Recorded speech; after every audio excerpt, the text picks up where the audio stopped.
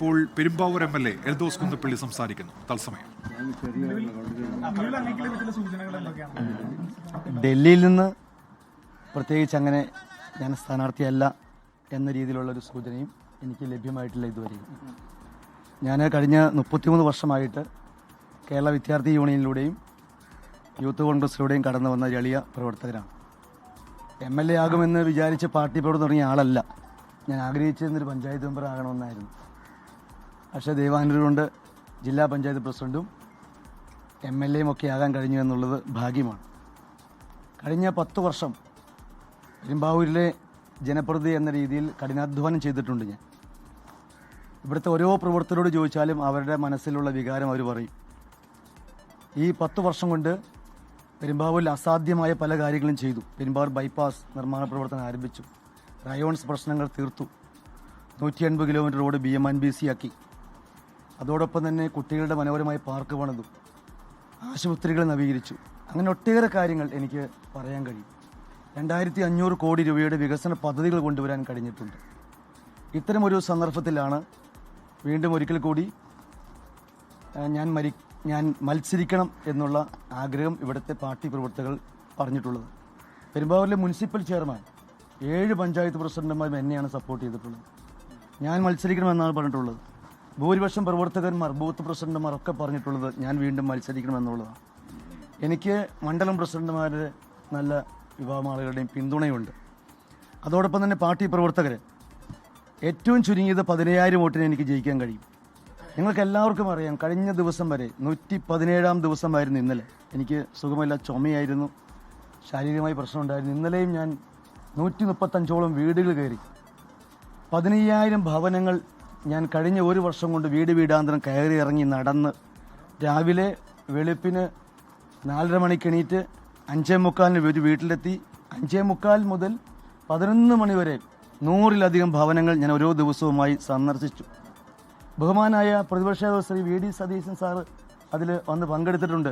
800-ലധികം ആളുകളാണ് രാവിലെ 6 മണിക്ക് പങ്കെടുക്കാൻ വന്നത്. ബഹുമാനപ്പെട്ട ശ്രീ രമേശ് ചെന്നിത്തല അതിൽ പങ്കെടുത്തിട്ടുണ്ട്. ഒട്ടേറെ നേതാക്കന്മാർ എൻ്റെ ഈ യാത്രയിൽ, ഗ്രാമയാത്രയിൽ പങ്കെടുത്തിട്ടുണ്ട്. അതിലേക്ക് ഞാൻ കടന്നു വരികയാണ്. എൻ്റെ ഫ്ലോ കളയിൽ ഞാൻ അങ്ങനെ ഒത്തിരി കഷ്ടപ്പെട്ടിട്ടുണ്ട്. അങ്ങനെ പെരുമ്പാവൂരിലെ അന്ന് ഞങ്ങളെടുത്ത മുദ്രാവാക്യം, പെരുമ്പാവൂരിലെ മുനിസിപ്പാലിറ്റി 7 പഞ്ചായത്ത്, ജില്ലാ പഞ്ചായത്ത് സീറ്റുകൾ, ബ്ലോക്ക് പഞ്ചായത്ത് സീറ്റുകൾ എല്ലാം ഞങ്ങൾ പിടിക്കുമെന്ന് പറഞ്ഞു. എല്ലാം ഞങ്ങൾ പിടിച്ചില്ലേ? അന്നും എനിക്ക് കേസുണ്ടായിരുന്നല്ലോ. എല്ലാ വീടും ഞാൻ കയറി ഇറങ്ങിയില്ലേ? ഞാൻ ഇന്ന് കഴിഞ്ഞ ഇലക്ഷന് 2020 മത്സരിക്കുന്ന സമയത്ത് 2020യും BJPയും LDFും ഉള്ളപ്പോഴാണ്, വലിയ മത്സരം നടന്നപ്പോഴാണ് ഞാൻ 2900 വോട്ടിന് വിജയിച്ചത്. ആദ്യം മത്സരിക്കാൻ വരുന്ന 2014 എനിക്ക് 7500 വോട്ടിന് ലീഡുണ്ട്. ഇത്തവണ എനിക്ക് എൻ്റെ പാർട്ടി സീറ്റ് തന്നാൽ ഞാൻ 15000-ത്തിലധികം വോട്ടിൻ്റെ ലീഡിന് ജയിക്കും. അതുകൊണ്ട് എനിക്കിപ്പോഴും പാർട്ടി വിശ്വാസമുണ്ട്. ഞാനൊരു കോൺഗ്രസ്സുകാരനാണ്. ലീഡേഴ്സിന് വിശ്വാസമുണ്ട്, AICCന് വിശ്വാസമുണ്ട്. അവരെനിക്കൊരു അവസരം കൂടി നൽകുമെന്നുള്ളതാണ് വിശ്വാസം. ഇവിടുത്തെ ബൂത്ത് പ്രസിഡന്റുമാരെ, ഭാരവാഹികളെ, സദാപ്രവർത്തകന്മാരെ വിളിച്ച് അന്വേഷിച്ചാൽ അവരെല്ലാം മനസ്സിൽ എനിക്ക് അനുകൂലമായിട്ടുള്ള വികാരമുണ്ട് എന്നെനിക്കറിയാം. അതുകൊണ്ട് തീർച്ചയായും എനിക്കൊരു വലിയ മുന്നേറ്റം, വിജയം സൃഷ്ടിക്കാൻ കഴിയും. നിങ്ങൾക്ക് അറിയാം, പാർട്ടിക്കൊരു ഇവിടെ കുറേ വർഷങ്ങളായി പാർട്ടിക്ക് ഒരു മന്ദിരം ഉണ്ടായിരുന്നില്ല, ഒരു ഓഫീസ് ഉണ്ടായിരുന്നില്ല, ഇന്ദിരാഭവൻ. ഞാൻ 10 ദിവസം പദയാത്ര നടത്തി. ഞാനും എൻ്റെ പ്രവർത്തകന്മാരും പദയാത്ര നടത്തിയിട്ടാണ് 90 ലക്ഷം രൂപയുടെ ഒരു ഓഫീസ്, മനോഹരമായ ഓഫീസ് ടൗണിൽ നിർമ്മിക്കാൻ കഴിഞ്ഞിട്ടുള്ളത്. പാർട്ടി പ്രവർത്തകരുടെ പരിപൂർണമായ പിന്തുണ എനിക്ക് ഇപ്പോഴും ഉണ്ട്. എനിക്ക് ജയിക്കാൻ പറ്റും. AICC എന്നെ കൈവിടില്ല എന്നുള്ളതാണ് എൻ്റെ ഉത്തമമായ വിശ്വാസം. ഈ എല്ലാ സിറ്റിംഗ് MLA-മാർക്കും സീറ്റ് കൊടുക്കുകയാണ് കോൺഗ്രസ്. അങ്ങയുടെ കാര്യത്തിൽ മാത്രം എന്താണ് ഈ രൂപത്തിലൊരു പിടുത്തം വരാൻ സാഹചര്യം? ഏതെങ്കിലും രൂപത്തിലുള്ള പ്രശ്നമുണ്ടോ നേതാക്കന്മാർക്കിടയിൽ? എനിക്ക് നേതാക്കന്മാരുടെ ഇടയിലുള്ള പ്രശ്നങ്ങളൊന്നും എനിക്കറിയില്ല. അപ്പോൾ എനിക്ക് സീറ്റ് തരില്ല എന്ന് പറഞ്ഞിട്ടില്ല. 19-80 എല്ലാവർക്കും സീറ്റ് കൊടുക്കും. എൻ്റെ സീറ്റ് മാറ്റി വെച്ചിരിക്കുന്നതിൽ അത് പരിഹരിച്ചിട്ട് ഏത് അന്വേഷണം നടത്തട്ടെ. അതിൽ മറ്റാരെങ്കിലും പരിഗണിക്കുന്നതിൽ തെറ്റൊന്നുമില്ല. പക്ഷേ എൻ്റെ അയോഗ്യത എന്ന് പാർട്ടി പരിശോധിക്കണം. എൻ്റെ കേസുമായി ബന്ധപ്പെട്ട മുഴുവൻ ഫയലും ഞാൻ കൊടുത്തിട്ടുണ്ട്. മുഴുവൻ പരിശോധിക്കാം, പത്രക്കാർക്കും പരിശോധിക്കാം. ഞാൻ നീതിക്ക് വിരുദ്ധമായിട്ടുള്ള ഒരു കാര്യം എൻ്റെ ജീവിതത്തിൽ ചെയ്തിട്ടില്ല. ഞാൻ ഏറ്റവും താഴെത്തട്ടിൽ നിന്ന് കഷ്ടപ്പെട്ട് ഉയർന്നു വന്ന ആളാണ്. ഞാൻ ഒരുപാട് ബുദ്ധിമുട്ടിയിട്ടുണ്ട്. ഞാൻ ഒരു പത്ര ഏജൻ്റായിരുന്നു, ഓട്ടോറിക്ഷ ഡ്രൈവറായിരുന്നു, ട്യൂഷൻ ക്ലാസ് എടുത്തിട്ടുണ്ട്, പള്ളിയിൽ മണിയടിച്ചിട്ടുണ്ട്, ക്ലർക്കായിരുന്നു.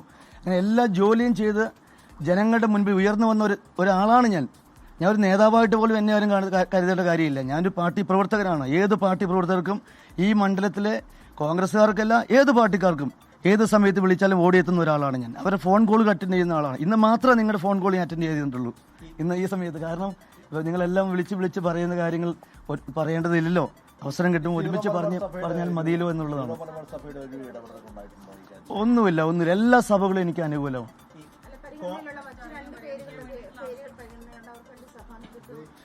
എനിക്ക് അറിഞ്ഞിട്ടില്ല അങ്ങനെ സഭയൊന്നും. ഞാനൊരു സഭയോടും ഒന്നും അഭ്യർത്ഥിച്ചിട്ടില്ല. എല്ലാ സഭയും ഇവിടെയുള്ള എല്ലാ ക്രിസ്ത്യൻ സഭകളും, നിങ്ങൾ ഉദ്ദേശിച്ച എല്ലാ ക്രിസ്ത്യൻ സഭകളും എനിക്ക് സപ്പോർട്ടാണ്. അതിലെനിക്ക് യാതൊരു ബുദ്ധിമുട്ടില്ല. അങ്ങനെ സപ്പോർട്ട് ഉള്ളതുകൊണ്ടല്ലേ കഴിഞ്ഞ 2 തവണയും ഞാൻ ഇല്ല